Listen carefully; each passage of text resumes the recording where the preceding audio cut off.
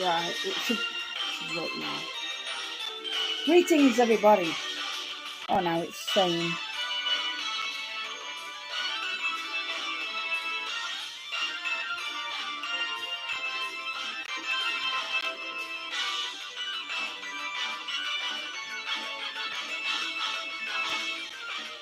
There's nothing wrong with it.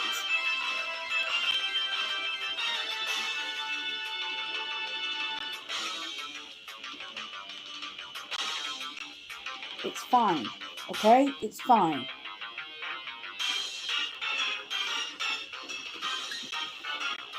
Nothing wrong with the bloody video. It still works, so if it's working, if it's on YouTube, just 1 minute, let me have a look.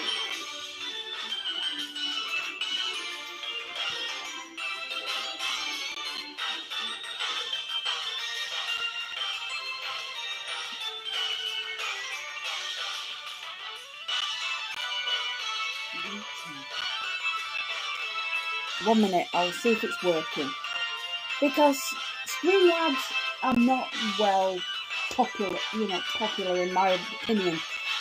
I've had multiple problems with it, stating bad connection,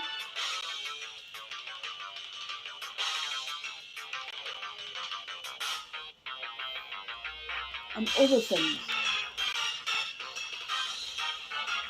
I've been having really bad, what they call it. So it's stating I'm not live. Oh, it is, it's stating I am live, but it doesn't state it when I'm off the channel, so I don't know what's wrong with it. Okay, let's get this thing started. 1 minute. There we go. That's alright. I know I don't have a capture card. I do apologise because I don't like to send off my switches on my 3DS to someone. And plus I've got to have that kind of, trust, which is very rare. Because there's been multiple times when I've bought things like off of eBay and they've not turned up, or they've took the money, and I just can't think I can live with myself sending off my priced switches.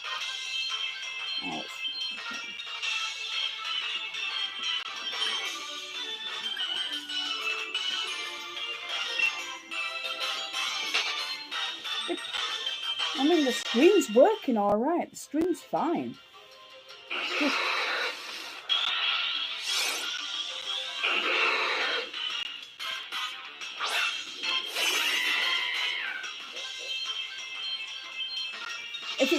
If it's not the video, then they'll put something else in play to say, yeah, your video is lacking or lagging and all that.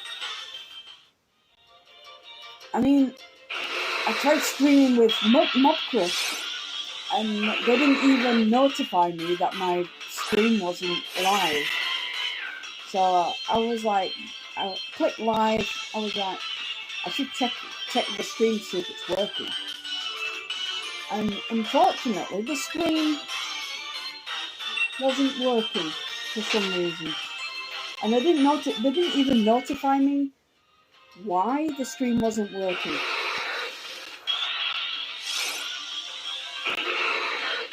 The stream was just like not there. There was no notification to say I was live,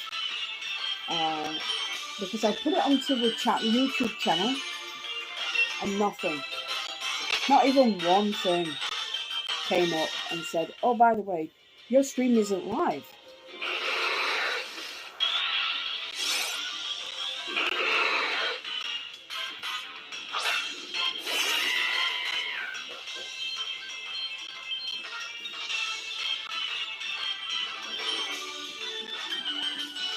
It's just like,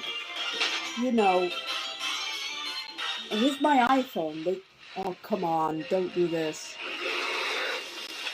It keeps doing this. But with the iPhone, they notified me if I was live and if there was something wrong with the screen. With this, I mean, only Streamlabs tell me that there's something wrong with the screen, if that's the case.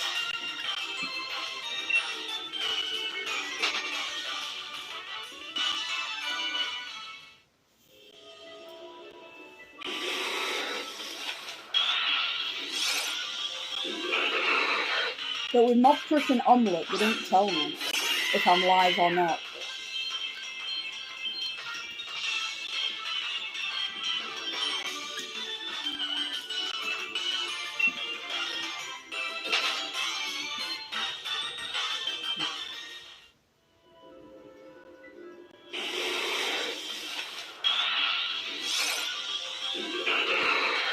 It can be difficult to do a live stream because you've got like things you've got to think about, like is the stream gonna pull off and all that, because there's sometimes when my streams work smoothly and no hiccups whatsoever, but then there's sometimes I'll get a notification saying, sorry, this app is not, can't work with this kind of phone. I'm not thinking, well, I checked the, I checked the things in the, on the phone to see which devices it works with, and it says my device that works with the app. So I don't know what's wrong there. If something goes wrong, it could be on their connection or my connection. I mean, I've been having a bit of trouble with the internet recently, because of as we moved over from PlusNet, we're on Sky, which I think was a big mistake on our side, because with Sky they like to up either their prices or up their, they don't. And it says you'll get really, really great connection. Sometimes Sky's had really, really bad downtime, in my opinion. I mean, there was one time when we had about 3 days without internet. 3 days without internet. And many people were like saying, that's probably good for you. I know it might be good for me, but, I can't talk to my friends. I can't do this. I can't do that. People don't know if I'm okay. I know I've got a phone where I can phone people and say, yeah, I'm okay. But what about people some of my mates who live overseas? I can't tell them to, oh, I'm okay. That means I've got to phone my friend and say, can you tell my mates overseas that I'm okay? That would be just wrong. Because 3 days without internet was just like, there was one time when I went on holiday and there was no internet whatsoever. You've got to try and live the best way you can. It's like when you go to a cabin and there's no internet. All there is just a TV, a radio. I mean, one of my mates, when she went to high school, she went to a cabin, and she said there was no internet whatsoever, no dial-up connection to actually. I was like, wow, that is hard. So I couldn't, and it was before mobile phones became 4G and 3G and all that, and it was really, really bad. I think the dial-up connection was really, really bad back in the day, because it took a lot longer now to connect to a page, because it had like different frames where it had to upload. There was one time when I remember having a computer, and it was just crazy because it was that dial-up connection, and all of a sudden it would take maybe 20 minutes just to load up the picture or load up the website. Now it takes maybe about a few minutes, really. You know, it depends on the connection of the internet. It's just crazy. Yes, we are hunting shiny Sharpedo, and we haven't even encountered one. So this shiny Sharpedo. It's actually a really nice shiny. It's a very nice shiny, actually. It's purple. It's beautiful. I would have loved to hunt for the speed boost ability, which is an amazing ability, actually. I used the speed boost version of Sharpedo back in 2015 in a tournament.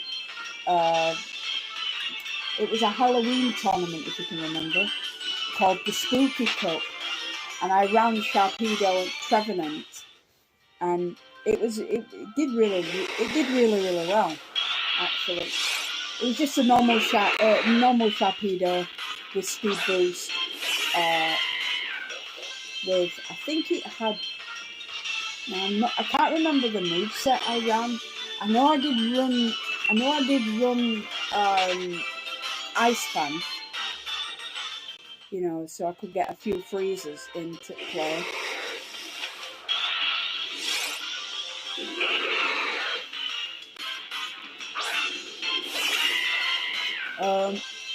This is full odds, by the way. I haven't got the Shiny Charm on this game. It's on the other game, which is connected to television. This is full odds, actually. Well, when people say full odds, what is full odds? I mean, I remember full odds used to be 1 in 8,192 chance.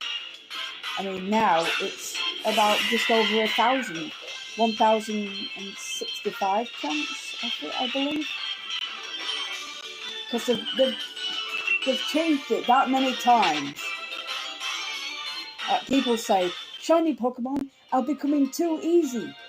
Or too... It's like, yeah, have you seen these people? There's been one person who's gone in over odds over one shiny Pokemon. And it's taken him months. It's taken him months to get. It's just insane. I mean, I remember when before Pokemon Black 2 White 2 came out with Shiny Charm, we had to hunt for full odds, which was 1 in 8,192 chance. I mean, sure, there's been many glitches along the way to get a shiny Pokemon, and these include the eggs in Pokemon Crystal. There is a 1 in 40 chance, or 1 in 25. I don't know if it's 1 in 25 to get a Pokemon from Pokemon Crystal, which is one of the odd eggs that you get from the daycare. And these can be like Tyro, Smooch and Elekid, Magby.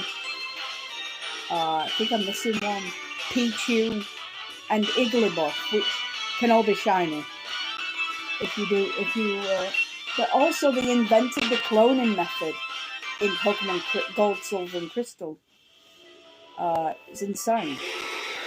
Which means you could generate you could keep going back and getting more and more eggs by the cloning method, and keep getting them, and then hatching them to see if they're shiny. It was really, really good. It was a good glitch, but they never removed it because they didn't have the technology to remove glitches or bugs, so they kept them in, a bit like the missing node.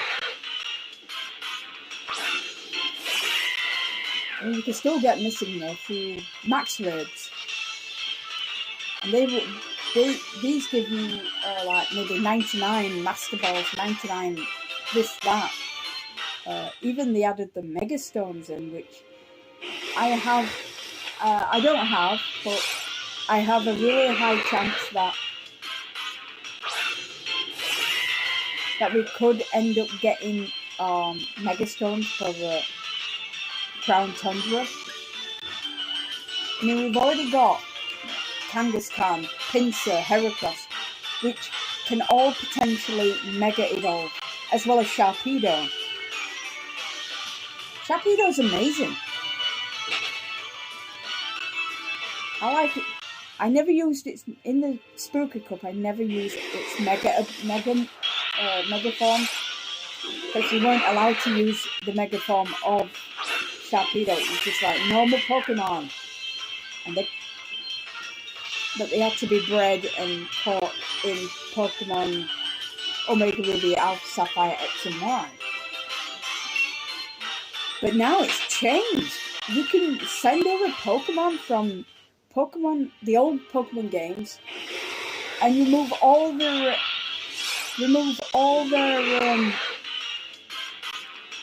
moves, and you can use it. You can use them. It's crazy. But also, you can remove EVs from a Pokemon that is by the use of a item.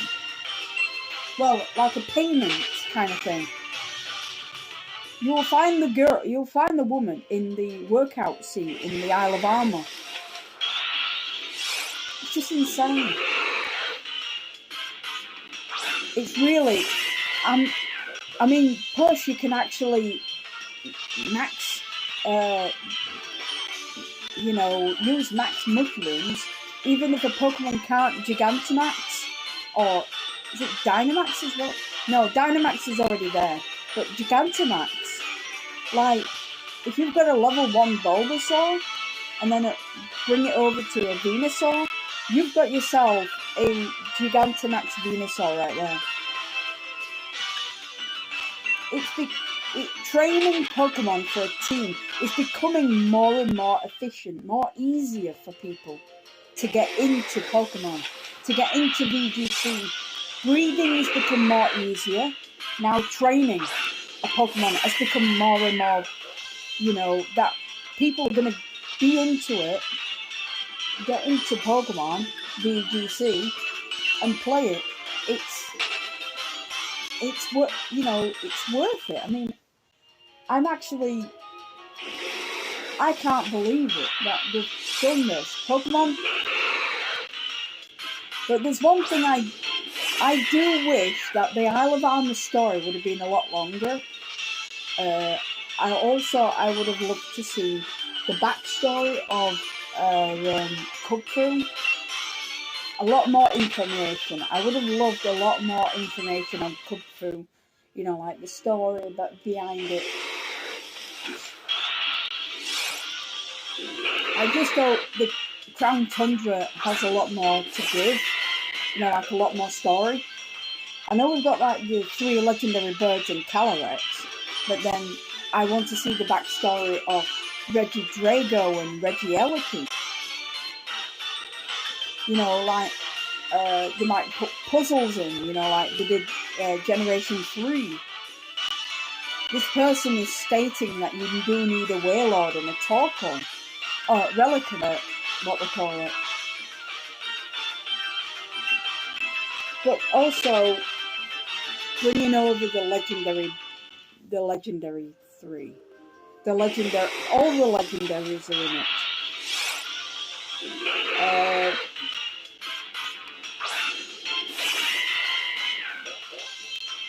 It's really weird because you can actually hyper train a Pokemon. Like the event Pokemon, the hidden ability of the legendary birds, Zapdos, Articuno, and Moltres, just done. If I had to choose between the 3, I would choose the Galarian forms. They have so better abilities than they do at the counterparts. You've got competitive, which is just insane. And then you've got Zapdos with Defiant, which is just that. Okay, that is literally something on my wish list. If these birds are not shiny locked, I will be hunting for them. Honestly, hands down, I will be hunting for these legendary birds. We don't know, we can't tell if they're shiny locked or not because of a thing. They can't, data mine if these legendary birds are shiny. We just don't know. We just don't know if these legendary birds will be shiny or not. We don't know. All we do know is Calyrex won't be shiny. That'll be shiny locked. Kubfu and Urshifu will be shiny locked. Also, many people are speculating that Regidrago and Regieleki will be shiny locked. But all the legendaries won't be shiny locked. But we don't know about the Galarian birds.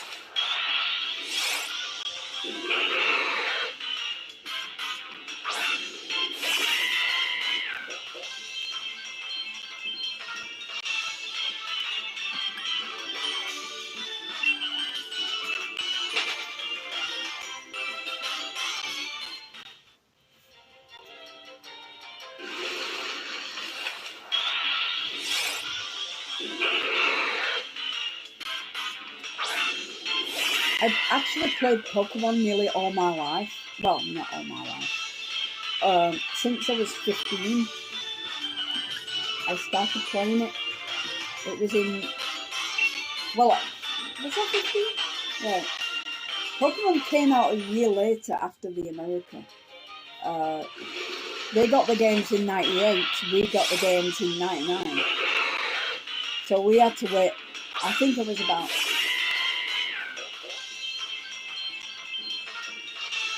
I can't remember when they came out in UK. I know they came out in October. Whoa! No! God, what is wrong with this controller? It just literally just takes me away. Yeah. 1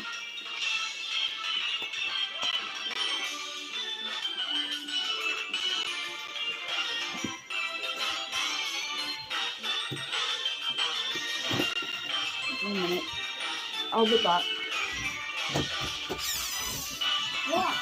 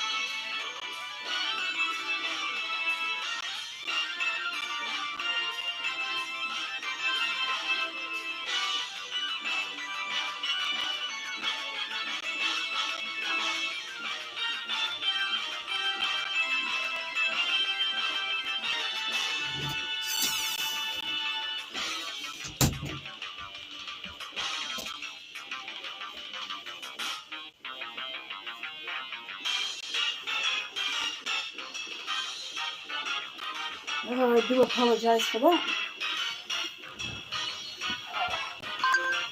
Sorry about that. Just have to do something. But I'm back. 1 minute. I'm sat on the pillow and it's really uncomfortable. Okay.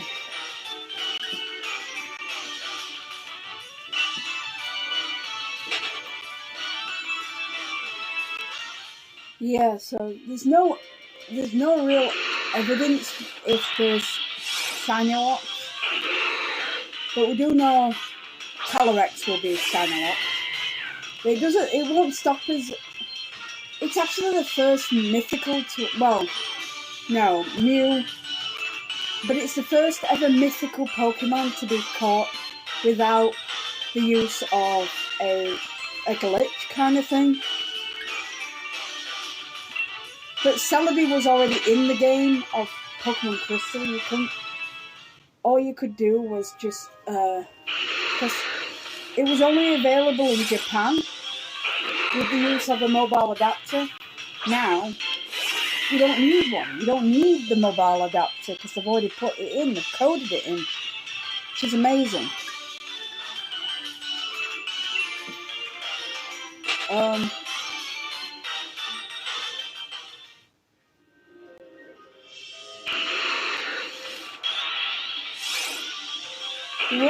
We will be streaming Crown Tundra when it finally comes out.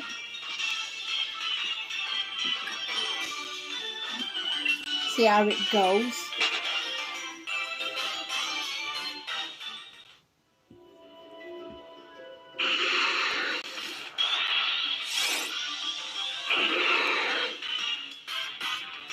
But when you check the map on the data mine, it looks, compared to the Isle of Armor, Crown Tundra is huge. We have 4 chapters on the legendary trio, the Reggies, the steeds that could be the 3 Musketeer trio.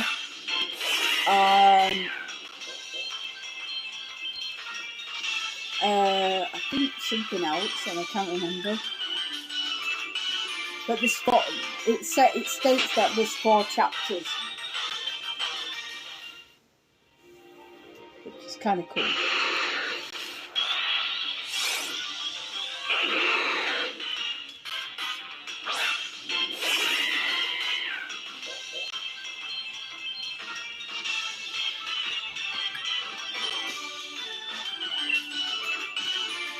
So yeah, we as you can see, hello, how are you, mate? You okay?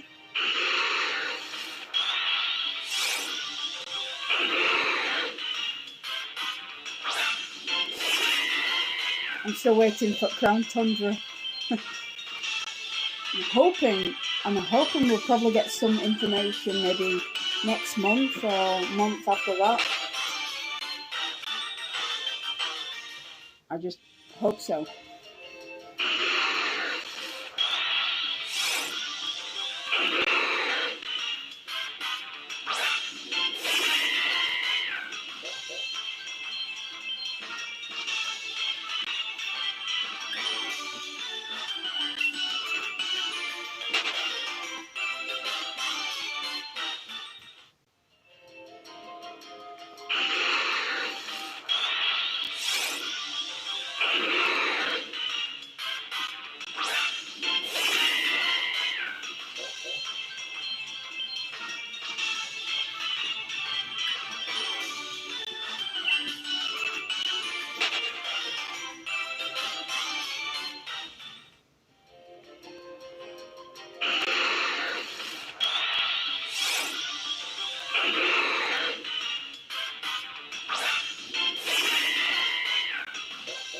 We're actually double hunting. I'm hunting on the big screen as well as got 2 switches, apparently a switch light and a normal switch. So I'm dual hunting on Isle of Armor.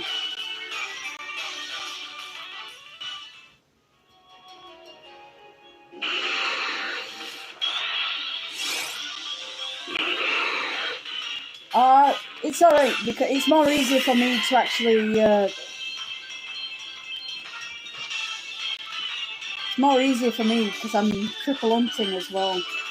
I'm hunting on Heart Gold to Silver, so it's more easier for me to actually run away from them than kill them.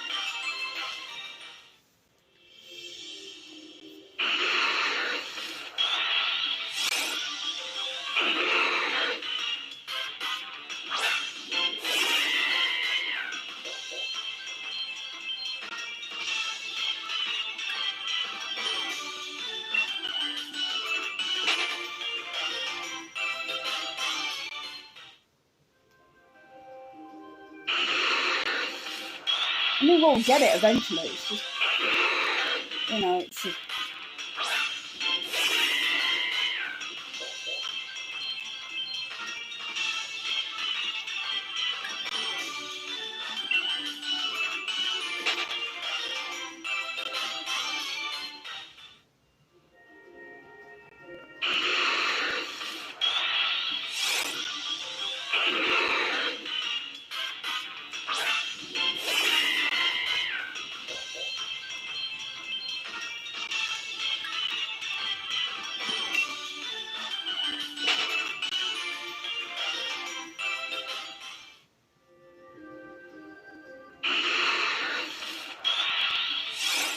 I mean, the easiest shiny I actually got on Sword was actually Scoravet.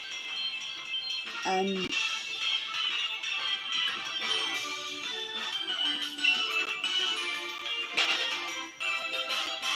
you know, like a beginner shiny kind of thing.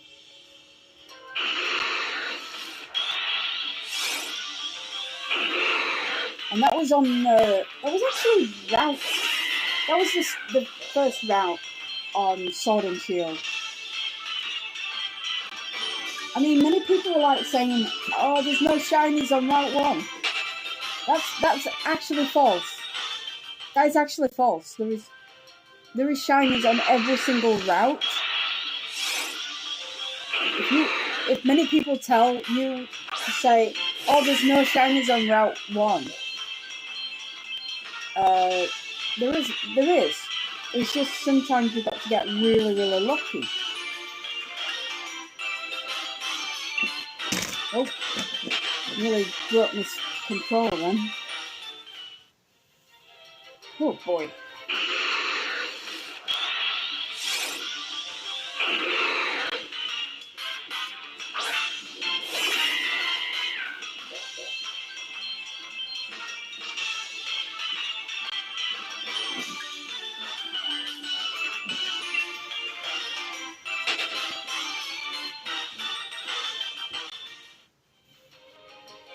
Yeah, so it's a Sunday and I like to chill out with people, you know, chill out, shiny hunt. And don't forget that this Wednesday we will be doing a live stream. It will be what they call it, the community raid hour. Mixed in with shiny hunting.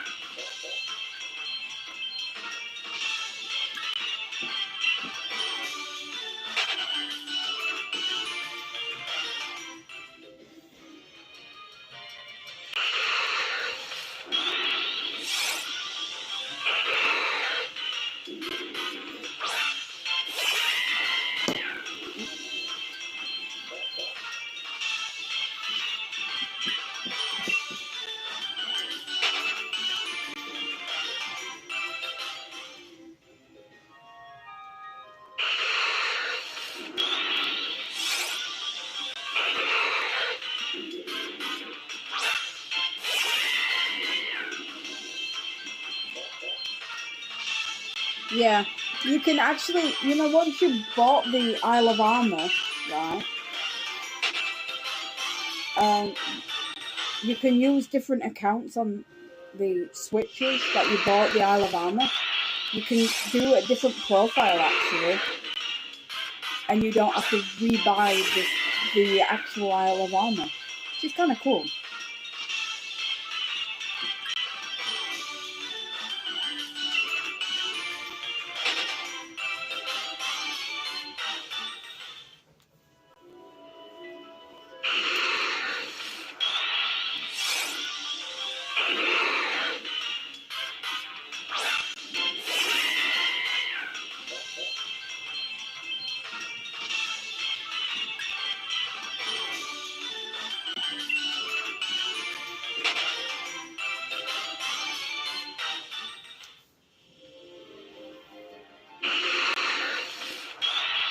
I don't think these get yellow already, do they?